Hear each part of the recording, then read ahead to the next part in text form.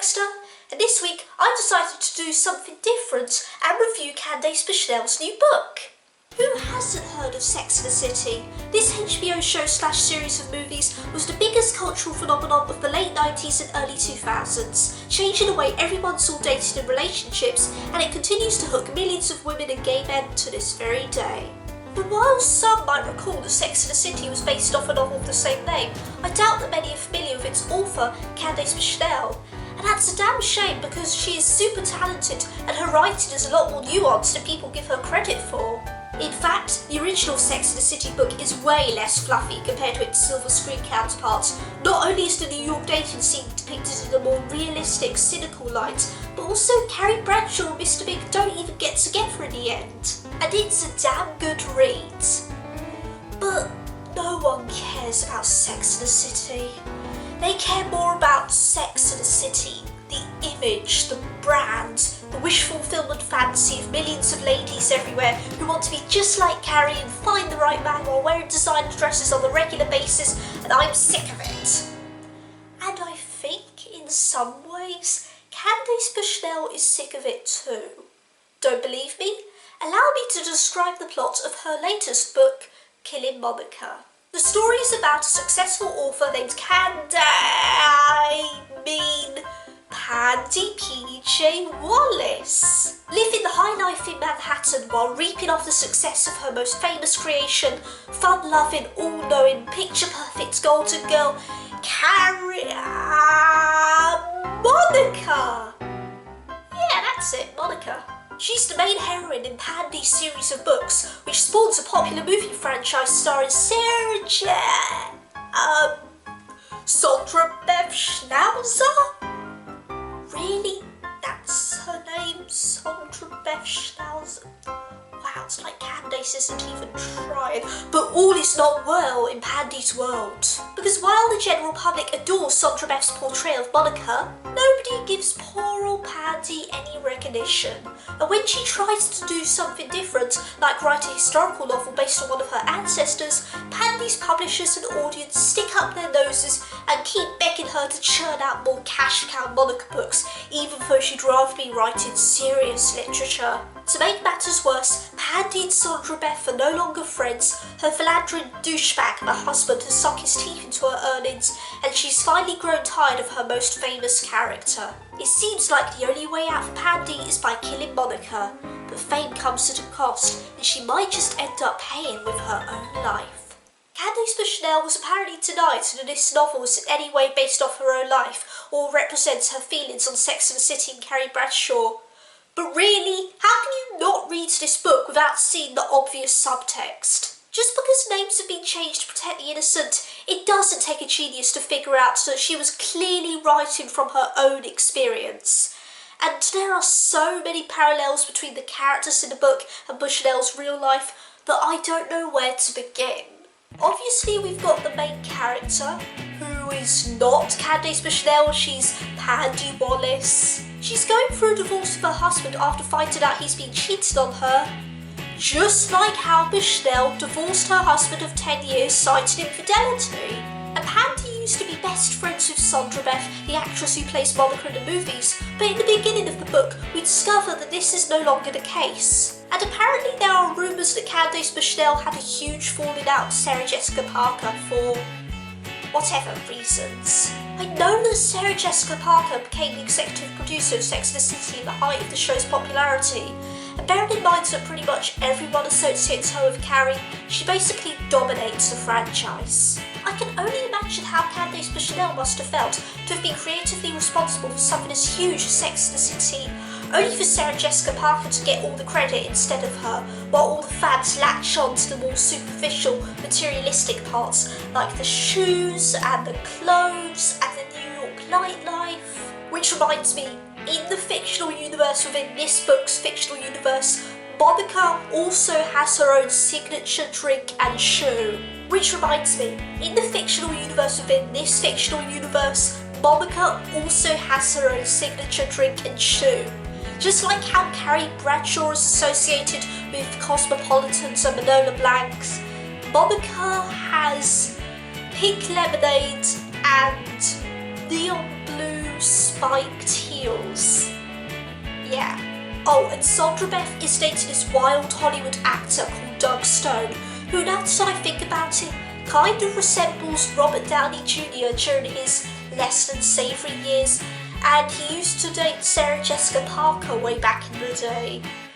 So, okay, that's kind of one of the more retroactively pointless parodies in the story, but you get the point. Now, I could spend this entire video speculating over which character is supposed to represent which real-life person, or debating how much is based on the author's own life experiences, but that would be the obvious thing to do. So, let's actually talk about the book. This is a Candace Bushnell novel, so naturally, most of the action takes place in Manhattan. We get to explore Pandy's life as a celebrity and dive into the world of publishing, film shoots, and fancy high-class restaurants. The prose itself was incredibly lively and meticulous when it came to describing the sensational Hollywood lifestyle, and you can tell that the author was clearly doing her research. But like I said, this is a Candace Bushnell novel, so we do have to put up with a bit of the same old, same old. For example, there are a few scenes during the first act of the book where we see Pandy attending various extravagant parties in the Upper East Side, where everyone is rich and glamorous and they drink champagne and talk about their relationship problems. All the while, names of designer brands are casually being dropped by the author just to remind everyone how swanky their lives are. Now, this might have been exciting to read about way back when Sex and the City was first published, but it's 2016 and we've seen this mystical world of glitz and glamour a million times before. With that said, however, Bushnell also makes an attempt to show the dark side of fame, as demonstrated by how Monica's popularity dominates Pandy's whole life and career. Because nobody will let Pandy write what she personally feels passionate about, and the people around her, especially her husband, keep trying to mould her into the woman they want to see. And when I first discovered this book, I was actually really interested in its story because I liked the idea of a famous author announcing that she's retiring her most popular series of books, much to the chagrin of her fan base. And I was really looking forward to reading about the fallout of her decision, how she manages to move on with her life, and ultimately discovering whether or not she succeeds in the end. And I must confess, the blatant reality subtext was another reason I decided to get this book. I was so looking forward to seeing the author of Sex and the City flip the bird off to everyone with every written word. But now that I've actually finished reading this, well, I may as well warn you guys now. The novel's called Killing Monica, right? Huh, you can see that? Good. Well, the actual killing of Monica doesn't happen until the third act. I know, right? You see, most of the book is basically one long narrative telling the life story of our main character. It's split into 3 parts, with the first part acting as a sort of 50-page prologue and taking place after Pandy divorces her husband and makes the decision to stop writing Monica. We then flash back to Pandy at the height of her career as we see her meet Sandra Beth for the first time and choose her to play Monica in a movie adaptation of her book.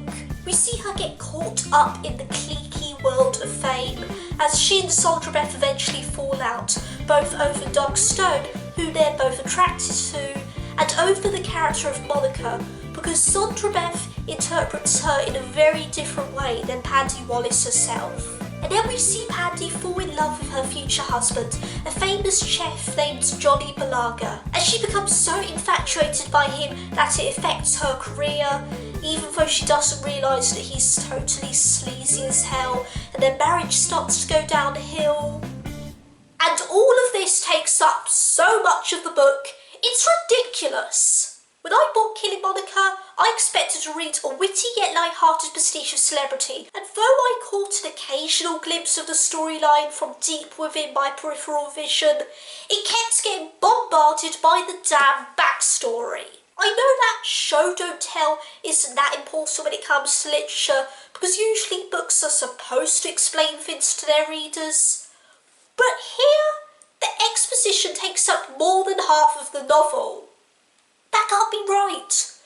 That's false advertising right here, I swear to God. It's actually a little disappointing, to be honest. But there are some things about Killing Monica which I did like. I liked Paddy Wallace.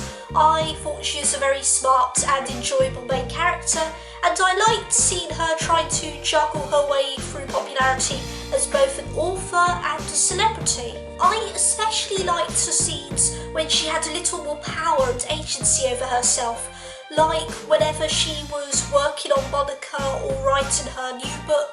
Way more than the scenes where she's doting over Johnny, even though we, the readers, know he's an arsehole by this point. I mean, come on, book. I want to see Paddy debate to herself more about whether she should continue to write Monica or not. I don't want to read about her and Johnny's creepily written sex life. She deserves better than that. But I also really liked the third act of the book. Without delving too deep into spoiler territory, something unexpected happens to Paddy, and her whole world goes completely batshit insane. It certainly wasn't something I expected to see in this book, but I really enjoyed it anyway because of how exciting things have suddenly gotten compared to the boring, slow pace of the previous sections, and I was glued to the pages dying to know what was going to happen next, which is something that a good book should do. And the overall feminist message near the end of the novel, while a little tacked on, was definitely well intentioned and rather stirring in its execution. And I'm glad that Candace Bushnell decided to deliver such an important message about the dangers of idolisation, as well as how different women can view female empowerment in different ways. I give her props for that one. Now, as for the things I didn't like, well, I already talked about most of them before. The annoyingly slow pacing, the materialism porn, the obvious references to Bushnell's own life which kind of bordered onto mean-spiritedness. Although there was one other thing which I didn't mind at first, but now that I really think about it, it kind of rubs me the wrong way.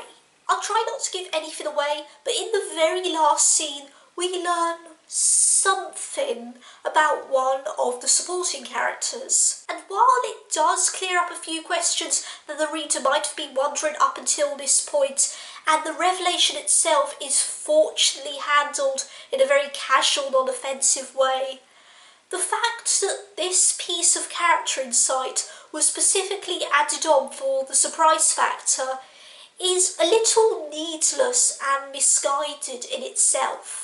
To me, it feels like Bushnell was trying to add something progressive into her book so it could seem more modern and relevant for 2016, but then she kind of lucked out for the sake of the twist, which resulted in the subject matter being handled in the laziest way possible. It's a pity the novel ended on such a sour note, because up until then, things were going so well. Except for the parts of the novel which I thought weren't going so well. Okay, let's wrap this vlog up. What are my overall thoughts on Killing Monica? Honestly, it's quite good. Now, it's by no means the greatest book Candace Bushnell's ever written, but it's not bad at all.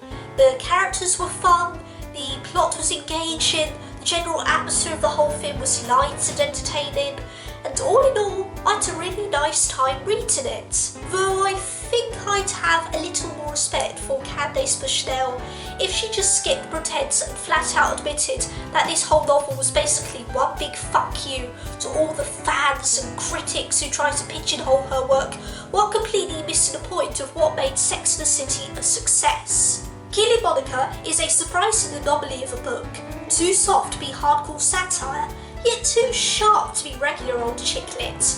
But whichever way you look at it, there's no denying that just like its titular fictional heroine, this novel won't be easy to get rid of anytime soon. Thanks for watching. Be sure to like and comment on this video, subscribe to my channel if you haven't already, and follow me on all appropriate social media sites. Join me next week when I'll be reviewing DC's second most polarising movie of the year, Suicide Squad.